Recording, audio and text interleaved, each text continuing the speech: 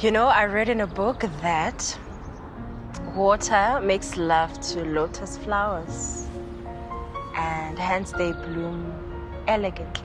Lotus flowers, ne? I'm going to go to Really?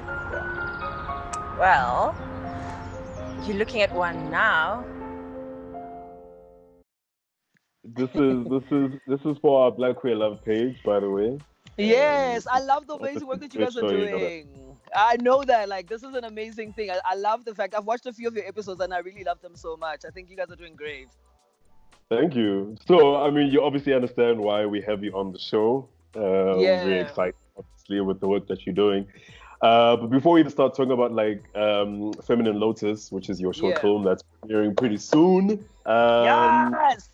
Tell us a little bit about yourself. Tell us about who Raymond is. So I was born in Pretoria. I grew up in Limpopo. I was a village kid for a while, and then I went to school in my hometown. And while I was busy studying there, I kind of wanted a better life for myself, and I said I'm gonna move to Joburg somehow, because I went through a lot of tumultuous things. I'd gotten bullied for being gay. You know, it's like when you're a teenager and you're like 14, 15, trying to discover yourself, you go through so many things, you know. And you try to look around you, what's that one thing that can actually inspire you, or that one thing that can actually get you to feel like it's okay being the person that you are. So after an incident that happened where I tried to take my own life and a lot of things that happened, I told my parents that, look, I want to change schools and I want to go to a place where I'm able to kind of be amongst other queer people or other creatives or people that understand the kind of person that I am. So I took the charge and I moved to Joburg, which wasn't an easy move because my parents couldn't afford. And I went to the National School of the Arts. Which was a really, really, really quite a great experience to go to that school because it taught me a lot. I found other queer people there. I was able to kind of express myself and get to be the kind of creative that I am today. So a lot of the things that have happened to me in my past have kind of led to the person that I became today. So that's kind of like me in a nutshell. I'm crazy, I'm fun, I'm opinionated, very, very opinionated. I don't think I think being opinionated gives you a voice. It allows you to kind of navigate spaces in a way in which you're vocal about the things that are very important to you. And it's something that has taught me tenacity and the ability to kind of never give up. And I'm grateful for being an opinionated young kid, even though when I was a kid, I used to get into a lot of trouble for it. And my mom used to whoop me all the time because I used to talk a lot, but I look at where it has gotten me, so I don't regret anything. Yeah, man, look where it's gotten you. You're just out here like infiltrating spaces. Yeah, definitely. Do you feel as though it's your responsibility? Did you you know, I love that question. I don't think it was necessarily something that was my responsibility. I think I spend a lot of times asking myself, why am I doing this? You know, I always ask myself, why am I doing this? Why am I here? Why am I navigating the spaces that I'm in? You know, and I kind of figured out that as a person, it is very, very important to always evaluate how you move, whether there is intention behind that. So I kind of, for the longest time, was trying to figure out whether this is my responsibility. And then I realized that activism and the kind of work that I do kind of found me, you know? It found me when I was this opinionated kid who stood his ground and spoke out against racism and spoke out against homophobia and spoke out against any kind of ism that's out there. And it found me. And eventually people started saying, oh my gosh, you really are a vocal person and the things that you say really mean something to us. And then I started realizing there's some kind of purpose behind that responsibility. And I won't lie, I think I've come to understand that me being in the media and being in the public comes with a certain amount of responsibility, and it's something that I don't take for granted, but that responsibility kind of found me while I was on this journey of discovering what my purpose is. And it also comes with some backlash. You obviously will make some people uncomfortable. You will have personal opinions. I mean, how do you navigate that? It's so funny. I don't know. I think I've come to realize that you cannot control how people view you, but you can control how you view yourself.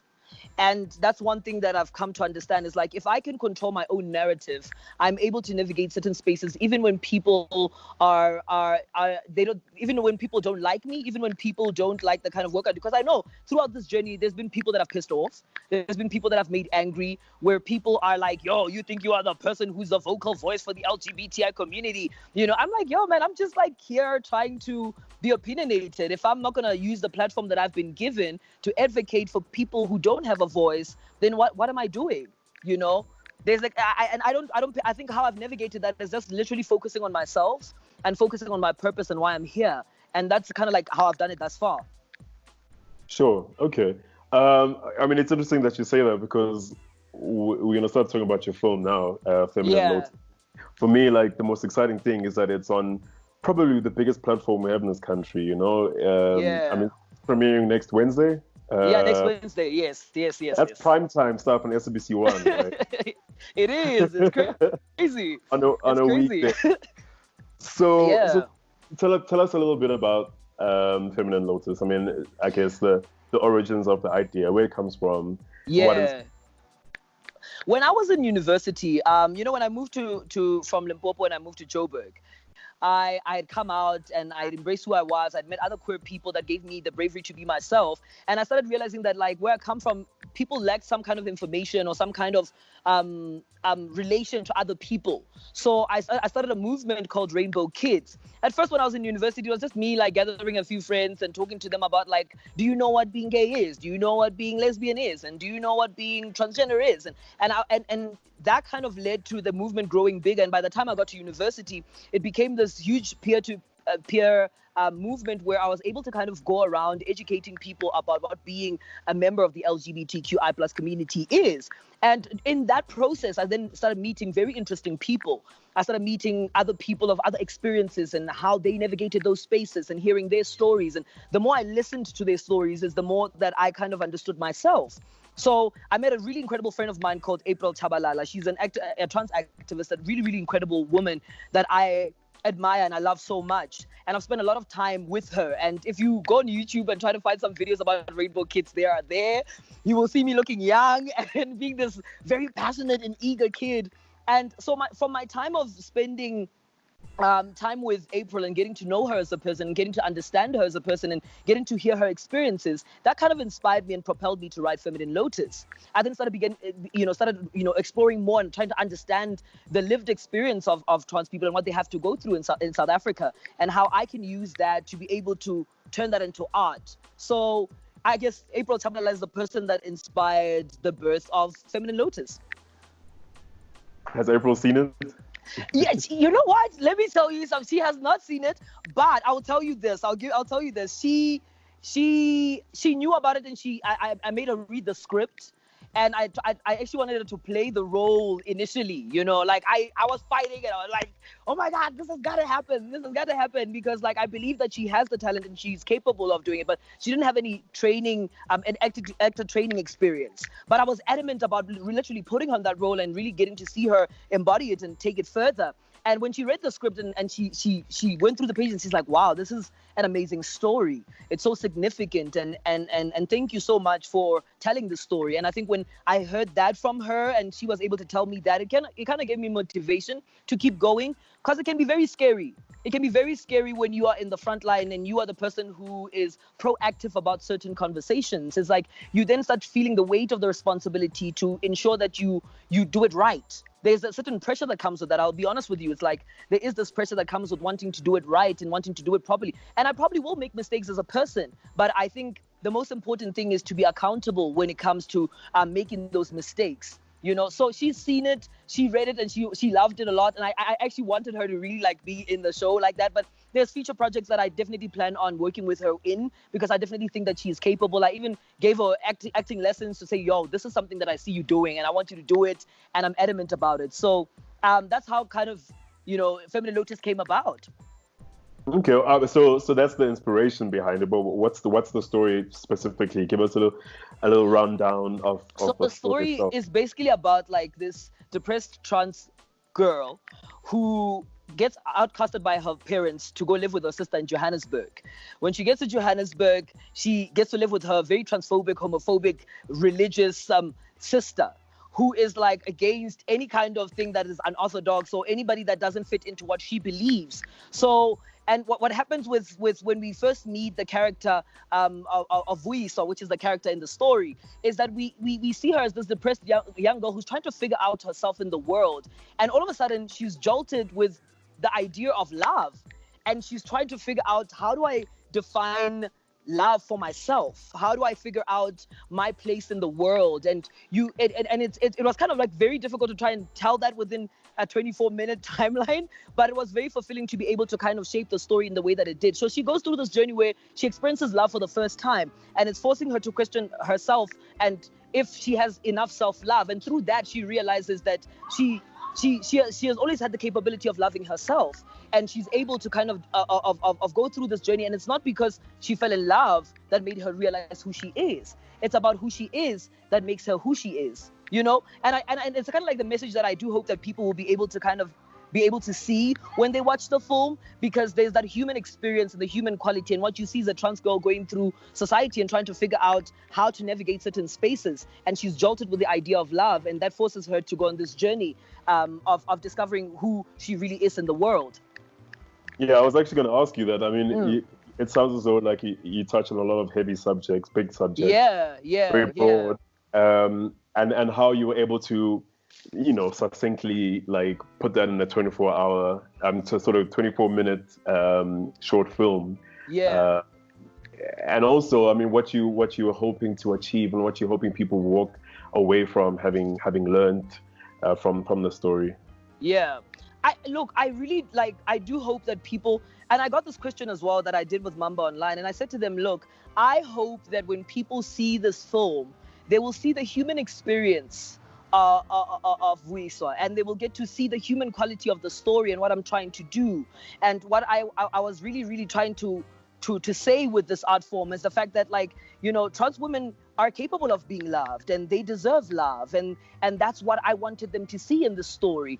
And I just can't wait for them to be able to see that and decide for themselves. And I do hope that it'll force the right conversations, and that people will be able to dissect it amongst themselves, to be able to have these discourses within their households. And that's what I'm hoping that it'll do, especially considering the fact that it's going to be on SABC 1, which is the national broadcaster, which is on SABC 1, which is one of the largest, you know, channels that they have on the national broadcaster. My intention was to do the film on my own and to try and attempt and try to get like young creatives within the industry that I knew and I was connected to try and make the film. And in that process of trying to make the film... Sorry, was it always going to be a short film, or did you have the intention of making a feature? No, it was always going to be a short film, because I was aware of the lack of resources and funding and all of these things, and I'd considered all those things, and I was like, okay, I would love to make this film a feature length, but I know that because of the resources and how spaces are in South Africa and how the whole thing is just like, you know, corrupt in its own way, that it wouldn't be able to be an easy thing to create. So I decided that I'm going to shoot a short film, because within my capacity, I would be able to kind of do it. So I got a few friends together and I said, look, guys, I have a story. This is a script that I've been writing for a number of years, and I've been working on it and developing it. Can you guys try to help me? And during that process, that's when the competition came up. And I was like, guys, I just happened to get funding. Let me just now go forward and try to see if I can develop this film further with this competition. So I entered the competition. I first had to write a motivation letter as to why I wrote the story, where it came from, what inspired it, and why is it so important in my life. And I wrote that, and I told them, this is what I do. I'm a queer activist. I'm very passionate about telling queer stories. I feel like this is a story that needs to be heard. I entered, and then I had to pitch for the film. So I had to stand in front of a panel of judges and a panel of writers and be like, yo, this is my story. This is the antagonist. This is the protagonist. This is what they do. And which was a very overwhelming thing. But I remember coming out Curious of about that. the reaction to that. Yeah, let me tell you. I remember. It's so funny. I think it's amazing. It's one thing to be passionate and to want to tell a story. But it's also another thing to walk into those rooms and have somebody listen to you. You know, like you have somebody say, okay, we're going to give this kid an opportunity. We're going to allow them to go forward to be able to tell this story. You know, because it's not an everyday thing. There were about 280 people, I think. I might be wrong, but 280 people that really were applied for the opportunity to get funding. Yeah, and then only 15 got in. And I was like, damn, out of that number, like they chose my story and they chose clearly this is something that is purposeful and intentful and I should go forward. And I remember when I pitched the story, my head writer, who was Tusa Sibisi, who was the writer for Hard to Get, he was very, very intently interested in hearing what I had to say. And he asked me all the right questions and like, okay, what is it that you want to do? Who's the protagonist? Who's the antagonist? Okay, what journey does the character go on to be able to? And I was very fortunate that I had the answers to be able to justify why I wanted to tell the story. And it stuck. And I felt so emotional. I will tell you this. I felt so emotional after that story because I was like, oh my God, somebody believes in this story. Somebody wants to tell a queer story. This is amazing. It's exciting. And a few months later, we then got to do a writer's workshop where we got taken through a grilling process of like what writing for film is like, because I'd previously just been writing for theater and now I had to adjust to writing to film. So there they taught us how to write for film and what that takes and what it does and how you position certain characters and how do you get them to articulate themselves properly and stuff like that. And so I went through that grilling process and there were 15 of us and at the end they had to choose 10. So I still had to wait until like I hadn't made it yet, but I had made it. I was like, okay, whew, I'd made it. And then after going through a few drafts of the script, and they informed us that my script was one of the 10 that had been selected. We each got 250,000 rand from the NFVF to be able to make the film, which was a blessing in disguise. To be honest with you, like to be able to be given that opportunity to tell the story, to be in that room, it's something that I don't take for granted, and I'm very grateful that I've been placed in that position to be able to tell the story. Yeah, I mean, I'd imagine it's like the most daunting thing when people are pulling apart your script and your story, and you have to stand there. Be resolute. Child. Were there any people, I don't want to say objected to it, but who felt as though it was a story that they weren't ready to see or to see? Yeah, that's a beautiful question. I'll tell you this. It's so interestingly enough that like everybody in that room was not objectifying to the story. They were very interested to learn and to understand and to explore with me along the way in which I was exploring the story. And I found that very intriguing. I was like, oh, wow, we have this perception that people are like kind of skeptical. I mean, but when you're amongst writers and amongst creatives, they always look at the world differently, And that's something that I think came across, that they were not really judgmental or pejorative in any kind of way. When we're busy discussing the story and how it works, everybody was kind of like, I like that about your story. I like this about your story. I like the fact that it does this. I like the fact that it explains something that I had never known before. Because a lot of the writers came from different kinds of backgrounds. And for them to be exposed to a narrative that they'd never understood before, especially in the African context.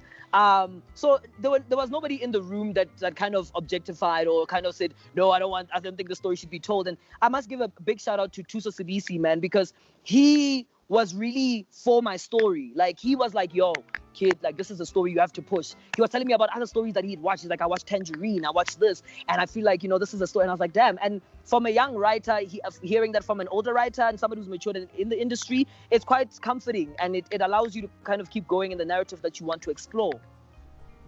Okay, good. But then, I mean, the process is insane because you had to do everything in 3 days, if I'm not mistaken. Yeah, 3 days. Woo! How do you then do the casting? How do you? Ooh, child, let me tell you. Take us behind the scenes. Oh man, look, it was a lot. At that time I was working in advertising. I was a copywriter in advertising. So, and it was a 9-to-5 job. And I was thinking to myself, oh my gosh, if I have to get up and leave this 9-to-5 job and go do this workshop and go do whatever. But I was incessant about it. And I said to my boss at the time, I was like, yo, I got to go for the writer's workshop for a week. I'm not going to be available to be able to kind of be at work. And he was able to let me go for that week. And I said to him, next week we have to go do the casting. And there wasn't necessarily, in terms of the procedures, there wasn't necessarily, like casting was kind of left to the directors.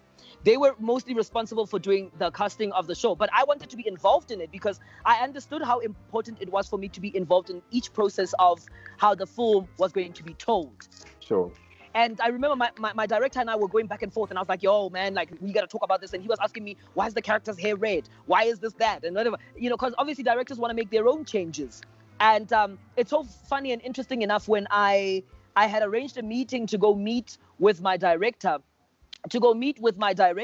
And he was very keen, and he sat me down and he had a presentation. Can you imagine a whole presentation? This is what the story needs to look like. And I think for me, I appreciate somebody who is very passionate about the work, and that was something that I was able to identify in Khosana Munchis, who was the director of the film.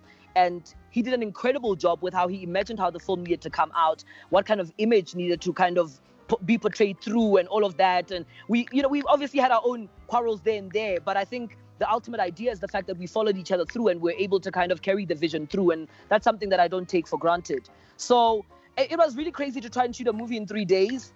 It was a lot because there's so many things that can go wrong on set. There's like lighting, there's props, there's whatever. There's, casting really wasn't even, I had to push passion for casting, because I said to him, we need to cast somebody who's trans, and we got to do this thing and we got to push it. And I was very, very pertinent and very incessant about that.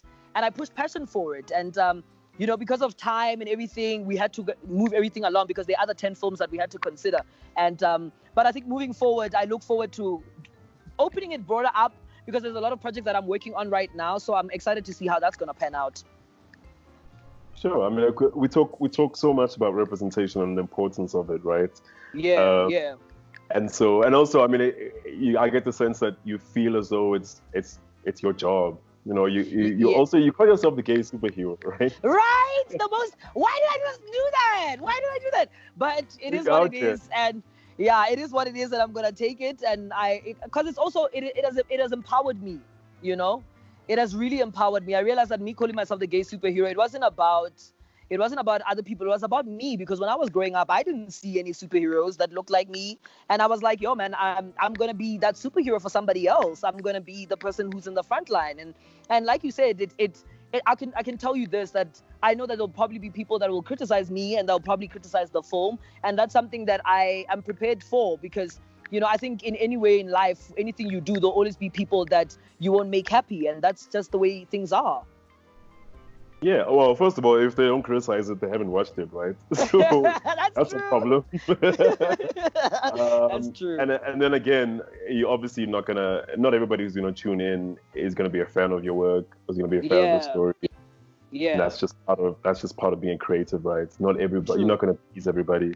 Yeah, true. The point for me, having started Black Queer Love was, I was inspired by a lot of different works that I'd seen before, both in print and in broadcast, and I never really knew how I was gonna implement it, right? I didn't have the resources for it. I didn't really have the networks, so I didn't know who to turn to initially. And I, at some stage, just got to the realization that unless I tried, right, with the little that I had, nobody was ever gonna catch on to the idea. Nobody was ever going to see it. And for the longest time, I didn't know how it was going to translate on screen also. And so with no budget. Yo, it's a lot. We shot all of the stuff you see on that YouTube page. We shot it on borrowed cameras. And I did my own editing. There was no sound. Don't tell me about those things. Nothing. It's a lot. It's really, people look, I had been pushing prior to that. When I graduated, I went into the whole digital space and I started shooting my own content, which was hard. You had to find the location where you're going to shoot it. You had to find who's going to be the one shooting it. If I can't edit for myself, who's going to edit for me? There were all these issues and problems that I experienced, that I think it's just unfortunate that we go through that to create the work that we do. And the weird thing and the funny thing is that people don't see all of that. They don't see the process. They don't see the struggles. They click on a button and they watch. And that's all they care about. And they criticize and they poke. And they're not going to be like, oh, he was there running the streets, trying to shoot this thing, sweating. And which is the things that I went through, because I had a YouTube show called The Mondi Show, which took me a lot to shoot that show. I had to find a location. I had to be the producer. I had to be the writer. I had to be all of these things. But it kind of made me stronger as the person that I became today, and to be in the position that I am in, because now I can speak to people. I can get people to be able to collaborate and to create the body of work that I want to see. And it's a blessing to be able to sit here and be able to do that. You obviously, it's Black Queer Love. What does it look like to you, and what does it mean? It's so funny. I'm plugging my own platform now. As you should. It's so interesting. When I was writing Feminine Lotus, the one thing that kept on coming out in my mind was, how do I define queer love? You know, how do you define queer love? It's like this, because the film is about love, and how do I, in this film, define queer love? And it just kept on coming up. And I was like, oh my God, how do I answer this? How do I make sure these characters speak properly? But then I realized that, like, queer love is not in any necessary unique or anything. It's literally about it being universal. You know, I think for me, queer love is universal. It speaks a louder language that any human race needs to speak, where we are understanding of each other, where we're loving of each other, where we are kinder to each other. And that's what love is. It's like you reciprocate this universal message. And I think in most cases as people, we tend to forget that. We tend to forget that universal thing. And I think it took a lot for me. And I was like, wow, you know, and I tried as much as I can in the film not to try and reimagine how I saw love through somebody's eyes, because what we see on TV is somebody's idea of what love is. You know, it's what they've come to define, and society has defined it to be that way. But I was like, love is not distinct. Love is bigger than the word love itself. I don't think the word love defines this thing that we feel for one another. You know, and it's just we live in a society where people have to label things, and they have to say, this is what love is. This is what this is. So I'd rather say, if somebody was to ask me what queer love is, I'd say it's universal. It's a universal message that is able to transcend. That is how I would define queer love, because it's there, it's around us. It's existed even before time, even before we could label things. But people just think because now we're labeling things, that's how it is. But no, it was always there. It's just about us realizing it and recognizing it and being able to carry that in the work that we create in our normal day-to-day activities. Sure. For me, like I've always said, like, because of the society we live in, you know, Black queer love is still sort of strange, and it seems extraordinary to some people, when I don't think we've ever wanted it to be extraordinary. For me, like, I'm attracted to the idea of just like the ordinariness of it all. You know what I mean? Because at the end of the day, like, that's when you see like these heterosexual couples, when you see these characters on television, it's normal, right? You don't bat an eyelid at it. And so I think I speak for myself here, but I'm pretty sure like people will recognize that is that nobody wants it to appear extraordinary, but people want the space to be able to love each other. Yeah, freely. they want that. And I've explain themselves and explain why they love each other and why it's right. Yes, that's true. Yeah, but that's very true. And you know what? Look, like, I think for the longest time, we've allowed other people to define what love is for us. And you know, and people have grown accustomed to that, and they've somewhat considered that to be the norm, and anything that's out of that, it's unorthodox. It's kind of like, oh no, it's not what it's supposed to be. But who said it? That's how it's supposed to be. In this corner, you can do it. You know, it's like one of those things. It's like, and I've grown up, and I think as a person, living through life is acknowledging the fact that you will. I think it's important to be constantly unlearning a lot of things. You know, go through a journey of learning and unlearning, you know, because what you were taught is not necessarily how you should see the world. It's like, define the world for yourself, really. And that's what I love about being queer, is the fact that I have this power to be like, I'm unorthodox. Yeah, I don't fit into these standards that you've created. I don't fit into these things, but I define the world for myself. So do you remember, say, a queer character on television? That stuck out for me. Yeah, obviously in the African context, like a film or. Oh my god! Oh my god! Oh my god! Let me see. There were not so many, hey. Like, and it's so funny. I'm not even embarrassed to say there were none, because I felt like the ones that were portrayed were really not like representative of me and how I saw the world.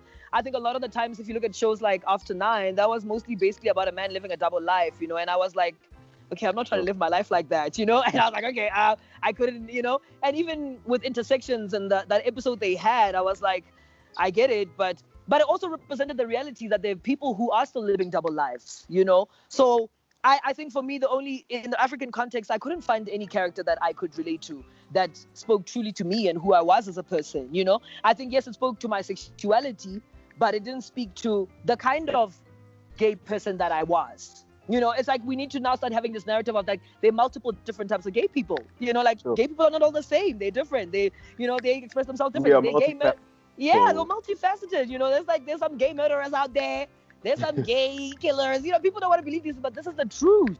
You know, and it's just like I'm glad that this is a conversation that's starting to happen, even amongst writers, where people are like, yeah, man, I want to see a gay killer. I want to see a gay, you know, murderer, or somebody who's doing like heinous things, or somebody's trying to change the community, or somebody's trying to do greater things in society, or a gay president. You know, it's inspiring to see people in those positions because it makes sure that regardless of your sexual orientation, you too can get there.